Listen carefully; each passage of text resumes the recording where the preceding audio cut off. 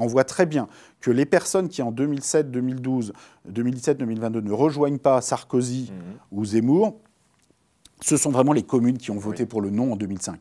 Et là, ces personnes-là, quand Sarkozy va ratifier le traité d'Amsterdam par la voie parlementaire en 2007-2008, sont dégoûtés, ne veulent pas voter pour lui. Et on voit que là, Sarkozy, il peut essayer de les attraper avec ses discours sur le Karcher, la racaille, ça ne marche pas. C'est-à-dire qu'on a un électorat, et c'est ça qui me fait dire qu'il est d'abord socio-économique. C'est-à-dire qu'on a un électorat où si on lui dit la mondialisation heureuse, l'ultralibéralisme, la libéralisation commerciale, la fin des impôts, la fin des services publics, la fin des fonctionnaires, vous pouvez être anti-immigré que vous voulez, ça ne marchera pas.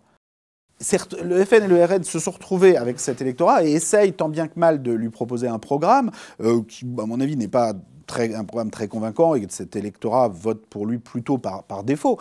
Et vote pour ce programme, pas principalement pour des raisons liées à l'hostilité à l'immigration. Parce que si vraiment la motivation principale était l'hostilité à l'immigration, cet électorat pourrait voter pour Zemmour, pourrait voter pour Ciotti, LR. Enfin, sur le marché, il y a beaucoup de gens. Là, s'ils choisissent le RN, c'est parce qu'il y a un discours sur les retraites ou sur des questions socio-économiques qui est diamétralement opposé, pour le coup, au vote Zemmour. Et le profil social de ce vote correspond d'ailleurs à un profil complètement radicalement opposé.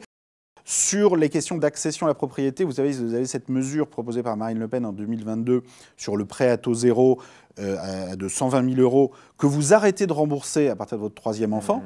Vous avez un transfert de 120 000 €. Alors, qui va payer tout ça? C'est là qu'évidemment, ça cloche complètement dans le programme de il y a plein de choses qui clochent, c'est d'accord. Si vous construisez des pavillons sans faire attention à l'empreinte écologique, etc., ça pose des problèmes. Donc, moi, je suis pour l'accès à la propriété individuelle, mais il faut quand même regarder l'empreinte, il faut isoler, il faut regarder la surface, il faut regarder beaucoup de choses.